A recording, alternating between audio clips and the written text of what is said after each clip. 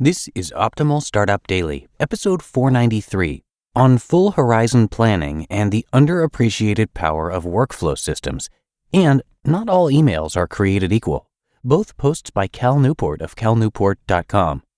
And I am Dan, I'm your host, and welcome back to Optimal Startup Daily, or welcome for the first time if you're just finding us. This is the podcast where I read to you from some of the very best blogs on entrepreneurship every single day. And now let's get right to our post for today from Cal Newport as we start optimizing your life. On Full Horizon Planning and the Underappreciated Power of Workflow Systems by Cal Newport of calnewport.com. The missing system. Here's something that baffles me. The fact that most companies don't invest in helping their employees develop effective workflow systems. It's probably worth taking a moment here for definitions. When I say workflow system, I mean a set of habits and tools used to organize what work you do and when you do it. And when I say effective, I'm referring to the amount of value you produce. Most people don't dedicate much thought to such systems. The default, instead, is to run your day as a reaction to events and deadlines on your calendar, an inconsistently referenced task list, and most of all, the flux coursing through your inbox. As productivity nerds know, however, there are much more effective ways to get important things done. Full horizon planning. Consider my own workflow system, evolved over a decade of close scrutiny. I call it full horizon planning. The motivating philosophy here is simple. Every project I'm obligated to complete has two states, dormant or active. If it's dormant, it's tracked somewhere that is regularly reviewed, so I won't forget. And once I make it active, and this is the important part, I make a plan for how and when the whole thing will be completed. To pull this off, this plan must exist at multiple levels of refining granularity. That is, on the monthly level, I know what weeks I will work on the project, and only when I get to those weeks do I plan out what days I will work on it, and only when I get to the specific days do I figure out which hours it will consume. These plans, of course, change as things unfold, but the point is that I don't deal in abstractions. I like to work directly with the brute physicality of time. This makes sure I get the most out of the cycles I have available, and it prevents me from committing to more than is feasible. This workflow system requires more upfront investment of mental energy than lurching from deadline to deadline, and it certainly wouldn't work for all types of jobs. But it's a major factor in my ability to consistently move ideas from conception to completion and do so while rarely working past 5. To summarize, a good workflow system can, I suspect, at least double the amount of value the average employee produces. And yet, we rarely see much emphasis placed on optimizing this piece of the professional puzzle. This smells like a big open opportunity to me. Not all emails are created equal by Cal Newport of calnewport.com. Interviews are a common part of the book publicity process, especially as you become better known as a writer. Between television, radio, print, and podcasts, I ended up doing well north of 100 interviews about digital minimalism since its release last February. Given this volume of appointments, which is actually modest compared to many authors, I arranged things with my publicity team at Penguin so that they could book interviews on my behalf.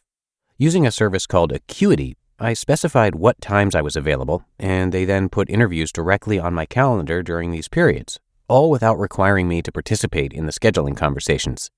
Viewed objectively, this setup shouldn't have made a big difference in my life. Scheduling an interview takes around 3 or 4 back and forth messages on average.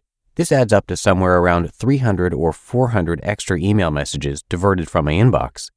When you consider that these scheduling threads were spread over 6 months and that the average professional user sends and receives over 125 emails per day, the communication I saved with this setup should have been lost in the noise of my frenetic inbox. But it did matter. Not having to wrangle those scheduling emails provided a huge psychological benefit. The observation that explains this discrepancy is that not all emails are created equal. In my experience, the cognitive toll of 3 or 4 back and forth scheduling emails spread out over a day is much greater than the 3 or 4 standalone emails that each require, at best, a one-time reply. The back and forth emails hurt more because they conflict with a social brain that has evolved to prioritize back and forth conversation with members of our tribe. When we send an email to someone and are awaiting their response, there's a corner of cognitive real estate occupied by this ongoing transaction, nervous about the open loop, fueling a gnawing background hum of minor anxiety.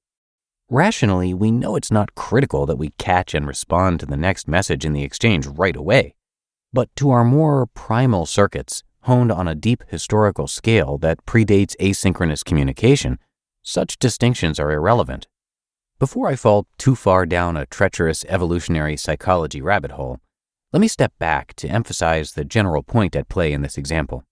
When we think about email as an abstract digital information delivery service, we miss many of the subtle ways in which it causes more pointed miseries. If we want to get a handle on our current age of communication overload and knowledge worker burnout, we must first explore the specific manner in which this form of modern interaction clashes disastrously with our Paleolithic brains. You just listened to the posts titled On Full Horizon Planning and the Underappreciated Power of Workflow Systems and Not All Emails Are Created Equal, both by Cal Newport of calnewport.com. And thanks to Cal, who's a highly accomplished author that we narrate here pretty regularly and also across a bunch of our other shows. He's got a few really popular books, including So Good They Can't Ignore You and Deep Work. Those are two that you might have heard of, both of them highly reviewed. Cal completed his undergraduate studies at Dartmouth College in 2004 and received a Ph.D. from MIT in 2009 in computer science. He was then a postdoctoral associate in the MIT Computer Science Department from 2009 to 2011, and in 2011, he joined Georgetown University as an assistant professor of computer science and was granted tenure in 2017. And again, he's got multiple popular books that are worth checking out, plus his blog, which is called Study Hacks. And finally, you can check out his podcast called Deep Questions as well, and you can find all of that right at calnewport.com. But that's going to do it for me today. I hope you enjoyed our post from Cal and that you're having a great weekend. And I will be right back here with you tomorrow where your optimal life awaits.